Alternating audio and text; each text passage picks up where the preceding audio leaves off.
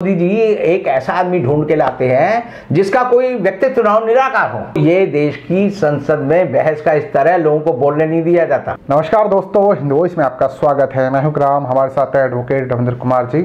आप लोग अच्छी तरह से जानते हैं। बात करते हैं, देश में राष्ट्रपति का चुनाव होने वाला है। भारतीय जनता पार्टी ने अपना कैंडिडेट पेश कर दिया है और दूसरी तरफ जो यूपीए का गठबंधन है उसने भी पेश कर दिया है। लेकिन एक शख्स जो फिलहाल हमारे लोकसभा के स्पीकर है, ओम बिरला जी, जिनका ये दावा है और वो कहते हैं कि संसद में बहस होती है, पूरी होती है। और ये बात का जवाब उन्होंने दिया था जो हमारे सुप्रीम कोर्ट के जज हैं एनवी रमन्ना। कुछ दिनों पहले उन्होंने कहा था कि संसद में जब सरकार बिल पेश करती है तो उस पर बहस नहीं करती और पता नहीं चलता कि उनकी मंशा क्या है, ये बिल क्यों लाया गया है, किस लिए लाया गया है। जैसे ही उन्होंने ये बात कही तो ओम बिरला जी कूद के आ गए, क्योंकि उन्हें कहीं ना कहीं लग रहा था कि जब राष्ट्रपति का चुनाव होंगे तो मेरा भी शायद नाम आ जाए। तो उन्होंने कहा हमारी संसद में बहस होती है, पूरी तरह से होती है। लेकिन उनका जवाब मोदी जी के एक तरह से तारीफें करना शायद काम नहीं है और राष्ट्रपति चुनाव में जो नाम आने थे वो नाम कट गया। सर, ये अचानक ओम बिरला जी भी साफ हो गए। कहा जा रहा था कि आरिफ मोहम्मद खान वो भी साफ हो गए, मुख्तार अब्बास नकवी जिनका पत्ता कट गया राज्यसभा से वो भी साफ हो गए। ये अचानक बदलाव किया और ओम बिरला जी को कितना झटका लगा है? एक बात समझिए कि हिंदुस्तान में जो राष्ट्रपति का चुनाव होता है जी, एक तो राष्ट्रपति की भूमिका संविधान में बड़ी सीमित है और जनता आम बोलचाल की भाषा में कहती है कि राष्ट्रपति का मतलब एक रबड़ स्टैंप है। अब जैसे यहाँ रबड़ स्टैंप रखी है, मैंने लगा दी, तो जो हाथ है जो रबड़ स्टैंप लगाता है वो ज़्यादा महत्वपूर्ण है और राष्ट्रपति की अपनी कोई भूमिका नहीं है। और पिछले कुछ सालों से आपने देखा होगा कि अब्दुल कलाम के बाद प्रणब मुखर्जी ने थोड़ा बहुत जरूर कोशिश की कि उनकी प्रेजेंस नज़र आए, लेकिन उसके बाद जो हमारे वर्तमान राष्ट्रपति हैं जिनका नाम है कोली रामनाथ कोविंद जी, यानी जब ये बने थे तो ये प्रचारित किया था कोली हैं और कोली होने की वजह से इन्हें देश का राष्ट्रपति बनाया जा रहा है। जी। और लोग समझ सकते हैं कि कोली महाराज ने जो है कोलियों की कितनी कोली भरी या कितना उनका भला किया, या देश के गरिमापूर्ण संवैधानिक व्यवस्था में उनको लोग कितनी इज्जत से या कितने प्यार से याद करते हैं। अब दूसरा राष्ट्रपति का चुनाव होना था तो उससे पहले बहुत सारे लोग PR एजेंसीज को हायर कर लेते हैं, वक्तव्य देते हैं, बड़ी बढ़ चढ़ कर जो है चमचागिरी की बात करते हैं। आरिफ मोहम्मद खान जो है वो एक तरह से मोदी जी के चरणों में लेटे रहते थे। वह जो नकवी साहब हैं जिन्हें मुख्तार मैं उसे बकवास नकवी कहता हूँ, क्योंकि उनकी बात में कोई वजन नहीं होता, वो आते हैं बस अपनी बात कह के निकल लेते हैं। और उसके बाद जो है हमारे जो ओम बिरला हैं वो बड़ी कई दिनों से अपने अचकने सिलवा रहे थे, क्योंकि हिंदुस्तान का जो भी प्रधानमंत्री या राष्ट्रपति बनता है वो अचकन जरूर पहनता है।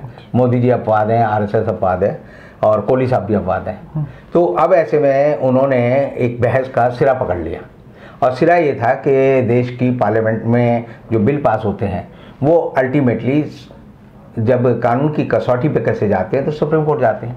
तो सुप्रीम कोर्ट के प्रधान न्यायाधीश एनवी रमन्ना ने ऐसी ही एक बहस के दौरान संसद के काम करने के तरीके पर टिप्पणी की और उन्होंने कहा कि जिस ढंग से संसद में बिल पास किए जाते हैं तो उससे हमें नहीं पता चलता कि संसद का मकसद क्या था, मंतव्य क्या था और पर्टिकुलर एक्ट में वो क्या करना चाहते थे। आपको मैं याद दिलाना चाहता हूँ कि पहले संसद में एक एक बिल को लेकर एक महीने तक बहस होती थी। आपको याद नहीं होगा, लेकिन जो लोग हिंदुस्तान की संवैधानिक व्यवस्था से जुड़े हुए हैं उन्हें पता है कि जब इमरजेंसी के बाद जनता पार्टी की सरकार आई तो उस समय इंटरनल इमरजेंसी के प्रावधान को संसद से गायब करने का, हमेशा के लिए खत्म करने का जो प्रस्ताव है उस पर लगातार 18 दिन बहस चली और इतना मोटा वॉल्यूम है। जब मैं उसकी कॉपी लेने गया, क्योंकि सुप्रीम कोर्ट में हमें किसी बहस के दौरान उसकी ज़रूरत थी, तो वो इतनी मोटी कॉपी निकली, कम से कम 450 पेज की बहस थी। तो पहले बहसें होती थी और उसका मकसद ये होता था कि बहस से जाना जाए कि ये संसद एक्चुअल में इन शब्दों का इस्तेमाल किस लिए और क्यों कर रही है। अभी क्या होता है कि ओम बिरला जी ने उसमें कहा कि जैसे कि जस्टिस एनवी रमन्ना ने उनके ऊपर ही टिप्पणी की है, तो उन पर टिप्पणी के पहले जो है हमने देखा कि एक वक्तव्य प्रधानमंत्री मोदी का आया और उन्होंने कहा कि स्वस्थ बहस से ही देश में लोकतंत्र चल सकता है। अब स्वस्थ बहस, मोदी जी को आपने कभी किसी बहस में तो हिस्सा लेते हुए देखा नहीं होगा। जो आदमी कभी किसी प्रेस वार्ता में नहीं जाता, पत्रकार से सवाल का जवाब नहीं दे पाता, जो बच्चों के सवालों का जवाब नहीं दे पाता कि 3 का पहाड़ा सुनाओ तो वो अटक जाता है, 3 एकम 3, 3 दूनी 6, 3 तिया 9, उसके बाद वो गोल हो जाता है। तो आप समझिए कि उन्होंने एक तरह से झूठ बोला। आज के हिंदुस्तान की संसदीय परंपरा का मतलब यह है कि झूठ बोलो। और ओम बिरला जी ने जो कहा कि संसद में बहस होती है, उन्होंने आंकड़े भी दिए कि 177 घंटे जो है 2022 में हमने संसद में बहस की। अगर इसे दिनों के और उसके हिसाब से जोड़ोगे तो पता लगेगा बहस कुछ नहीं हुई। शोर शराबे में और आदि में जो टाइम निकल जाता है वो अगर निकाल दिया जाए तो संसद में बहस का ये तरीका है कि मैं सिर्फ एक उदाहरण देना चाहता हूँ आपको। वो उदाहरण है, संसद ने 3 कृषि बिल पास किए थे और 3 कृषि बिल पास किए, उनमें कितना टाइम संसद ने लगाया उससे आपको समझ आ जाएगा। 14 सितंबर 2020 को जब ये कृषि बिल रखे गए तब पहला बिल था वो था कि एसेंशियल कमोडिटी बिल को अबॉलिश करने का। उस बिल पर जो बहस शुरू हुई वो 11:54 पर शुरू हुई और ठीक 12 बजे खत्म हो गई। 6 मिनट जी। उसके बाद जो है दूसरा बिल रखा गया वो था फार्मर प्रोड्यूस बिल। वो जब उसी दिन 14 तारीख को रखा गया और वो शुरू हुआ 12:07 से और 12:21 पे उस पर बहस खत्म हो गई। तो कितने मिनट हुए आप जोड़ेंगे? 12:07 से 12:31 तक। हाँ तो सर वो फिर यही 22 मिनट ऑलमोस्ट 23 मिनट उस पर बहस। फिर तीसरा बिल रखा गया वो था फार्मर एम्पावरमेंट। वो 12:31 पे ही टेबल हुआ और 12:31 पे ही खत्म हो गया उस पे काम। यानी उसको पढ़ के भी नहीं सुनाया होगा? रख दिया लो जी, मैंने ये गट्ठर रख दिया। I let down this paper on the floor of the house. एक वक्तव्य होता है जो बोलता है आदमी, आराम से रखा, वो काम खत्म लग गया। उसके बाद मैंने देखा कि फिर क्या हुआ। तो 15 सितंबर 2020 को बहस शुरू हुई और बहस जो हुई वो एसेंशियल कमोडिटी बिल पे और दूसरे बिलों पे होनी थी। वो बहस जो है आप समझिए 4:09 पे शुरू हुई 17 तारीख को और 4:09 पे शुरू होके वो 21:46 पे खत्म हो गई। कुल बहस जो है 6 घंटा 29 मिनट चली। 6 घंटा 29 मिनट। और आप ये सारी बहस जो है अगर संसद की सारी गतिविधि को दे रहे तो हमारे ओम बिरला जी का कहना है कि हर बिल पर संसद ने तकरीबन 2 घंटे बहस की।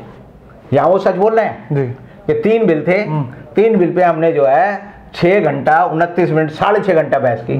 और ये बिल कितने महत्वपूर्ण थे जिसके लिए लाखों किसान सड़क पे रहे।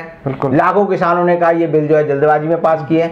और राज्यसभा में तो जब ये बिल पास हो रहे थे उस समय तो व्यवस्था इतनी खराब थी कि राज्यसभा के जो उपसभापति हैं रघुवंश, उन्होंने तो ये व्यवस्था कर दी कि विपक्ष के सदस्यों को वहां पर 12 सदस्यों को तो निलंबित किया और निलंबित करने से पहले जो मेल थे, जो पुरुष सांसद थे, उनके सामने तो फीमेल वॉच एंड वार्ड की औरतें खड़ी कर दी ताकि वो उनके साथ कुछ भी हरकत करें तो कहेंगे महिलाओं के साथ अपमान हो गया। और जो महिलाएं थी उनके सामने जो है पुरुष वॉच एंड वार्ड के ऑफिसर खड़े कर दिए। और वो सारे के वॉच एंड वार्ड के ऑफिसर वो नहीं थे जो कि संसद में जो मार्शल होते हैं, जिनकी एक वर्दी होती है, तुर्रादार लगा के हम देखते हैं संसदीय बहस में आ जा रहे हैं, वो नहीं थे। सारा संसद का वॉच एंड वार्ड का स्टाफ था जिसमें आईबी के भी लोग होते हैं, जिसमें और लोग होते हैं। और सांसदों को डराकर उस बिल को पास किया गया जिसके खिलाफ सांसदों को संसद भवन में बैठकर रात बितानी पड़ी। उन्होंने धरना प्रदर्शन किया और अगले दिन रघुवंश जी ने नाटक किया कि मैं उनके लिए चाय भेज रहा हूँ। सांसदों ने मना कर दी। तो ये देश की संसद में बहस का स्तर है, लोगों को बोलने नहीं दिया जाता। अगर मैं आपको समझाऊं कि संसद की व्यवस्था में बिल पास होने का मतलब क्या है तो वो ये है कि पहले मंत्री जो है कोई भी बिल जो है टेबल करता है, I laid down this bill before the house। उसके बाद उसका 3 बार वाचन होता है, 3 बार वो पढ़ा जाता है। और 3 बार पढ़ने का मतलब यह है कि उसको पढ़ने के लिए कितनी देर चाहिए, कुछ देर तो चाहिए। उसके बाद सदस्य जो है उस पर बहस करते हैं।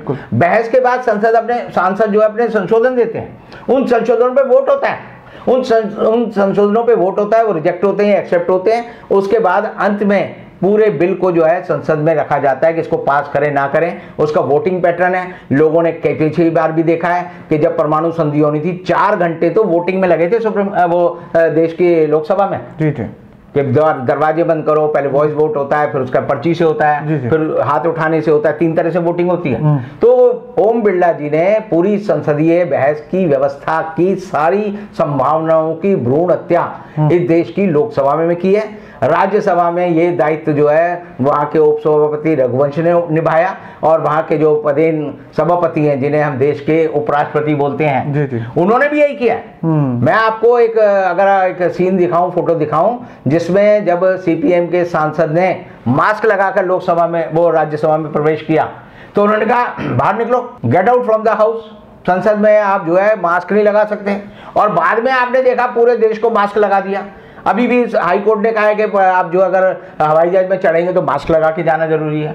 अभी भी अस्पताल में मास्क लगाना जरूरी है, अभी भी इंस्टीट्यूशन में मास्क लगाना जरूरी है। और देश के महान उपराष्ट्रपति जो भी, वो भी खुद राष्ट्रपति की लाइन में थे। वेंकैया नायडू जी ने बड़ी उम्मीद थी कि मोदी जी मुझे राष्ट्रपति बनाएंगे, तो वो भी more loyal than the king, यानी चमचागिरी में वो जो है राजा से भी आगे बड़े चमचे थे। उनकी भी आशाओं पे तुषारापात हो गया, लेकिन उन्होंने भी संसदीय व्यवस्थाओं को पूरी तरह चौपट करने का काम किया है। और आज के दिन में एक बात कह सकता हूँ कि एन वी रमन्ना को जिस तरह से हमारे लोकसभा के अध्यक्ष ने कहा है कि कोई आदमी जो कहता है संसद में बहस नहीं होती वो झूठ बोलता है, तो एक तरह से उन्होंने देश के जो प्रधान न्यायाधीश हैं उनको झूठा ठहराने की कोशिश की है, जबकि झूठे खुद जो है लोकसभा अध्यक्ष और राज्यसभा के सभापति और उपाध्यक्ष और उपसभापति हैं। इतना सब करने के बाद मेरा एक सवाल है, तो भी राष्ट्रपति की दौड़ से बाहर हो गए? इसलिए हो गए क्योंकि मोदी जी एक ऐसा आदमी ढूंढ के लाते हैं जिसका कोई व्यक्तित्व चुनाव निराकार हो। आप समझिए, अगर मोदी जी कहते हैं ये पत्थर है, एक पत्थर है, इसको जैसे शिवलिंग बना देता किसी पत्थर को, जो पत्थर जो होता है चपटा सा होता है, सर से गंजा सा होता है, उसको कहेंगे शिवलिंग है। ऐसे ही मोदी जी अगर एक पत्थर को लाकर रख दें और कहें ये राष्ट्रपति है भारत का, तो वही राष्ट्रपति बनेगा, क्योंकि इनका बहुमत है। अगर आप ढूंढेंगे कि राष्ट्रपति में गुण अवगुण, उसका व्यक्तित्व, उसकी कुछ, मैं हमेशा मानता हूं कि राष्ट्रपति सिर्फ एक टिटलर हेड होता है, प्रतीकात्मक हेड होता है, लेकिन पहले वो बड़ा स्वर्ण जलित होता था, उसमें लोगों को आभा आती थी, उससे लोग इंस्पायर होते थे। अब ये कहीं से भी एक ठूठ उखाड़ लाओ, उसे कहो ये ठूठ है, बोलेगा नहीं, उसको ठूठ को आप राष्ट्रपति के पद पर बैठा दो और कहो ये महामहिम राष्ट्रपति जी हैं। बहुत बहुत शुक्रिया सर, आपने बता दिया ओम बिरला जी के बारे में, साथ साथ वेंकैया नायडू जो हमारे उपराष्ट्रपति हैं, इसके अलावा अब्बास नकवी और आरिफ मोहम्मद खान, ये भी सब लिस्ट में आ गए कि क्यों बाहर किया गया इतनी मेहनत करने के बाद भी। ये एपिसोड आपको कैसा लगा नीचे कमेंट कर सकते हैं, वीडियो को ज़्यादा से ज़्यादा शेयर कर सकते हैं। दोस्तों, किसी और एपिसोड में रविंद्र जी से मुलाकात करेंगे, तब तक के लिए दीजिए इजाज़त।